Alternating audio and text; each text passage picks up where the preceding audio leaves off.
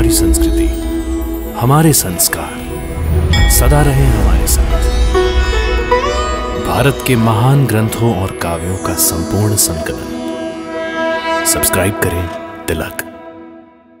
महारानी, महाराज सगर, इस बच्चे के माध्यम से सूर्यदेव ने ही सूर्यवंशी कुल में जन्म लिया है। जिस प्रकार सूर्य की रोशनी चारों दिशाओं में फैलती है, उसी प्रकार इस बच्चे की कीर्ति भी चारों दिशाओं में फैलेगी। जिस प्रकार सूर्य की किरणों को कोई प्रतिबंध नहीं लगा सकता, उसी प्रकार आपके इस पौत्र को भी कोई नहीं रोक सकेगा। ये बालक हर स्थान, हर दिशा में पहुंचेगा। सूर्य किरण को अंशु कहते हैं, अतः हम सभी इसे अंशुमान कहेंगे। अंशुमन, अंशुमन, अंशुमन।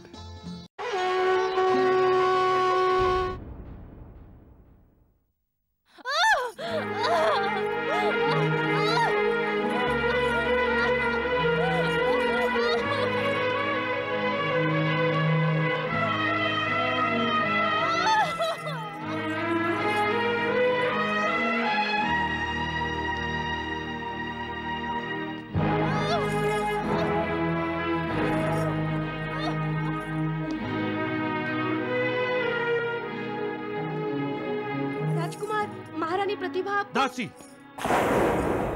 भगवान कपिल आ रहे हैं। मैं उनके स्वागत के लिए और उनके दर्शनों के लिए उनकी प्रतीक्षा कर रहा हूँ।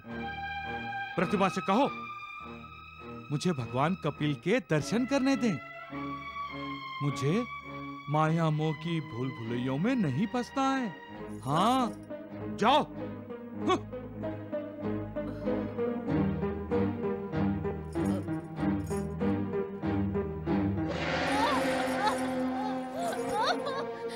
प्रतिभा,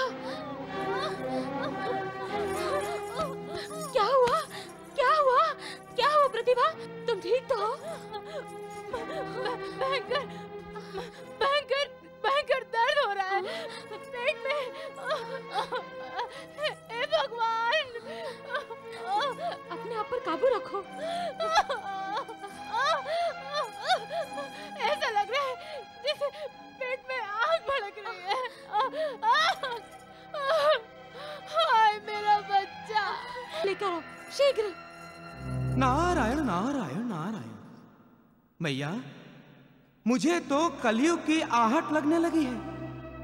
इतना बड़ा पाप। नारायण नारायण नारायण। पापी को पाप का दंड मिलेगा देव ऋषि, और उसे ये भी ज्ञान हो जाएगा कि जो मानव चाहता है वो नहीं होता, होता वो है जो प्रभु चाहते हैं। तो क्या सगर केशनी की पुत्र वधू का गर्भपात नहीं होगा मैया? देव ऋषि, क्यों प्रश्नों में उलझते हो? प्रभु क्या लीला कर रहे हैं देखो और उसका आनंद लो। नारायण नारायण नारायण।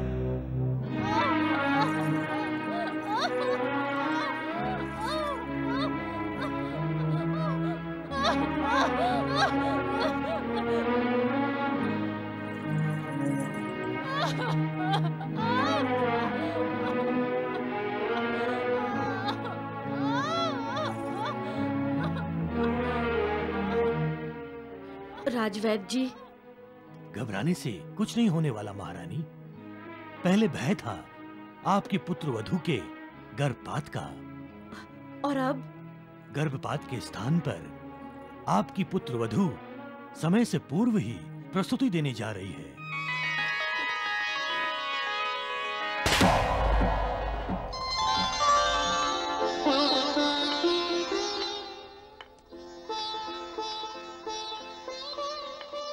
प्रणाम महर्षि। कल्याण मस्तु। प्रणाम भगवान कपिल। आपके दर्शन से मैं धन्य हुआ भगवान। राजकुमार असमंजस जो अपने कर्तव्य से विमुख हो जाता है, उस पर कभी ईश्वर की कृपा दृष्टि नहीं होती। मेरे जीवन का कर्तव्य ईश्वर भक्ति और ईश्वर आराधना है भगवान, और मैं कभी अपने कर्तव्य से विमुख नहीं हुआ हूं। और गृहस्थाश्रम का कर्तव्य, क्या गृहस्थ धर्म का पालन करना आपका कर्तव्य नहीं है? अपनी पत्नी के प्रति कोई कर्तव्य नहीं है आपका? राजकुमार, आपने अपना उत्तरदायित्व नहीं निभाया और राजभवन में कुछ अशुभ हुआ तो? भगवान, जिस भवन में आप जैसी दिव्य विभूति के चरण पड़ जाएं, वहां कुछ अशुभ कैसे हो सकता है?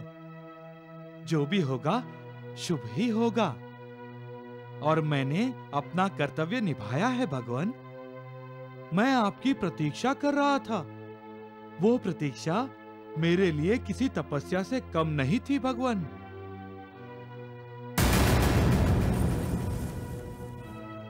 आपके आने से मेरी तपस्या सफल हुई है भगवान।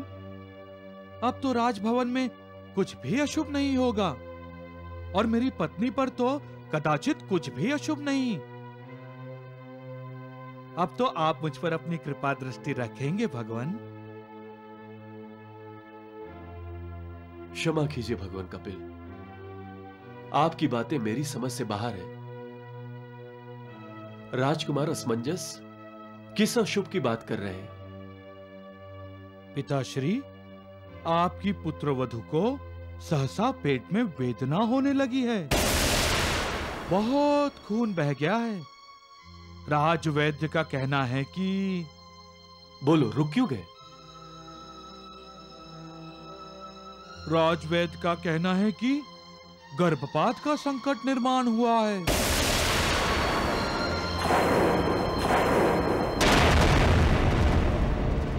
बच्चा हो गया?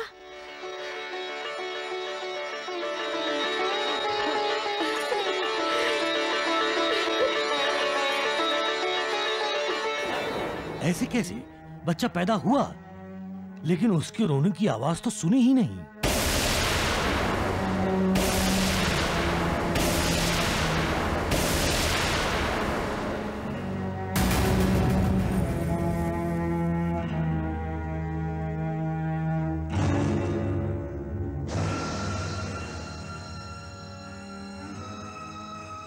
महारानी, बच्चा जीवित नहीं है।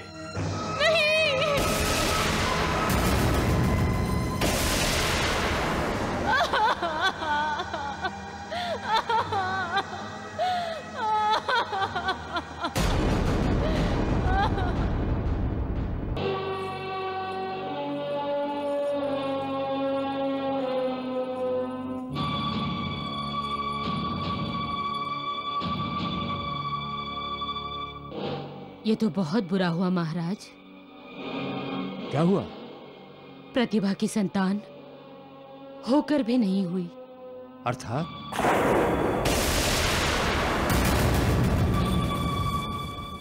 बच्चा मरा हुआ जन्मा है।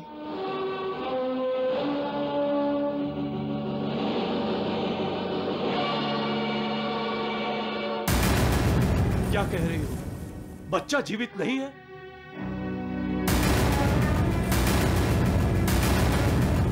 सच कह रहे हो महाराज, मैं सच कह रही हूँ। आपकी पुत्रवधू ने मृत बच्चे को जन्म दिया है महाराज।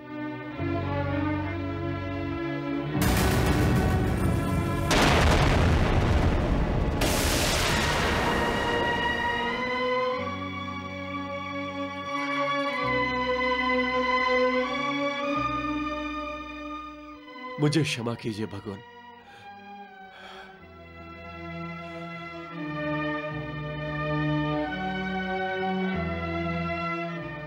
यदि आप आज्ञा दे तो मैं...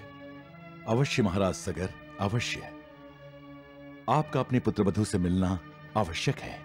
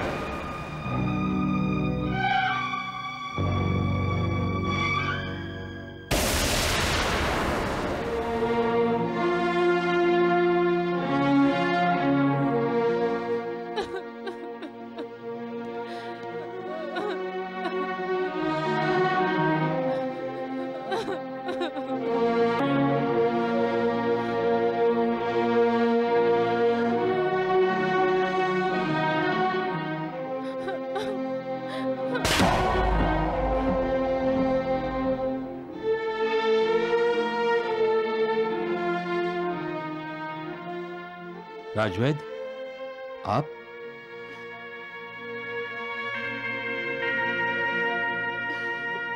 बैठिए महाराज, आसन ग्रहण कीजिए। हम इसके निद्रा से जागने का इंतजार करेंगे। और देखना, जब ये उठेगा ना, तो सबसे पहले मुझे देखेगा और तुतलाए हुए बोलेगा, पितामही, पितामही। महारानी,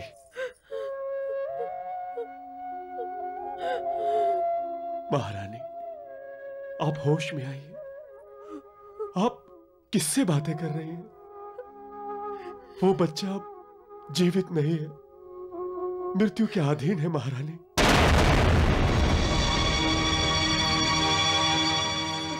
मृत्यु के अधीन? मृत्यु कौन होती है हमारे पौत्र को अपने अधीन करने वाली? महाराज, आप युद्ध के लिए रथ तैयार करने के आदेश दीजिए। आदेश दीजिए महाराज। युद्ध? मगर किसके साथ महारानी? यमराज के साथ, मृत्यु के साथ।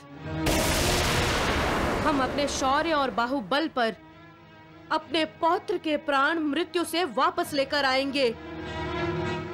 और यदि मृत्यु ने हमारे पौत्र के प्राण वापस नहीं किए तो हम मृत्यु को ही मृत्यु दे देंगे।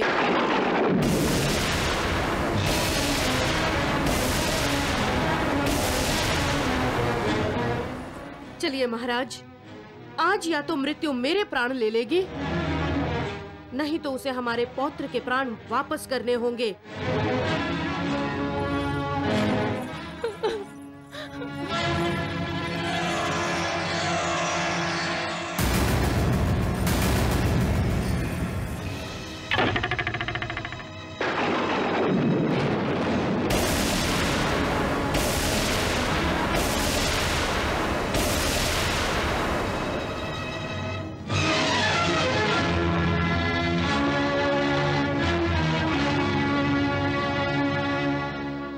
हमने कभी किसी का बुरा नहीं किया, न किसी का बुरा सोचा, तो फिर हमारे साथ ये अन्याय क्यों? नहीं, हम ये सहन नहीं करेंगे। महारानी, आप? मैं पितामही बन गई तो क्या महाराज? आज भी मेरे बाणों में इतनी शक्ति है कि बड़े से बड़े शत्रु को घायल कर सकते हैं। नारायण नारायण नारायण। आज हम परमेश्वर को भी दिखा देंगे कि हम भी प्रलय मचा सकते हैं। उठाइए हमारे पौत्र को महाराज, आज हम देखेंगे किस में कितना है बल।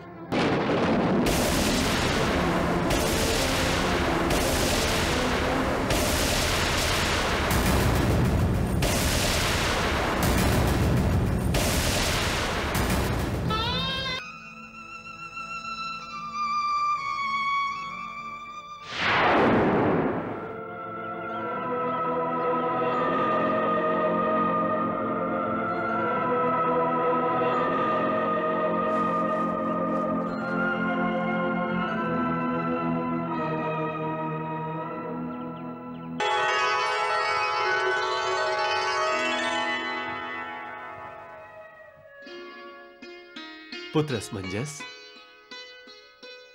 उस समय तुम्हारी कही हुई बातें हमारी समझ में नहीं आई थी, परंतु अब हम समझ गए हैं। तुमने ठीक ही कहा था, जहां भगवान कपिल का आगमन होता है वहां अशुभ घटने की तो कोई संभावना ही नहीं होती, शुभ ही शुभ होता है, और यहां भी शुभ ही शुभ हुआ है। भगवान, महर्षि वशिष्ठ, आप ही के आशीर्वाद से हमारे पौत्र को नया जीवन मिला है। अब आप ही इसका नामकरण कीजिए।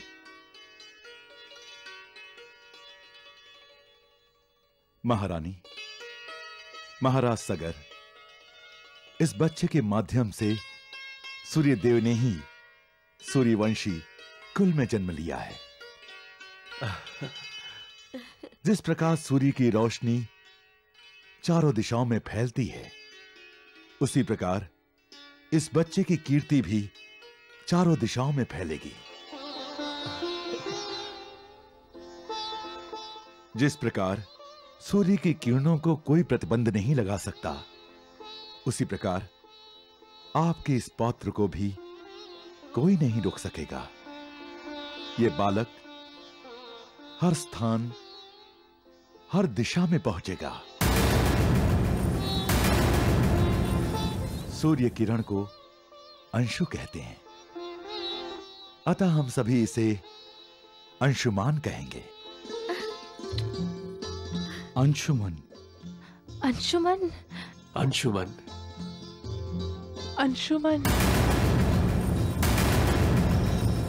अंशुमन।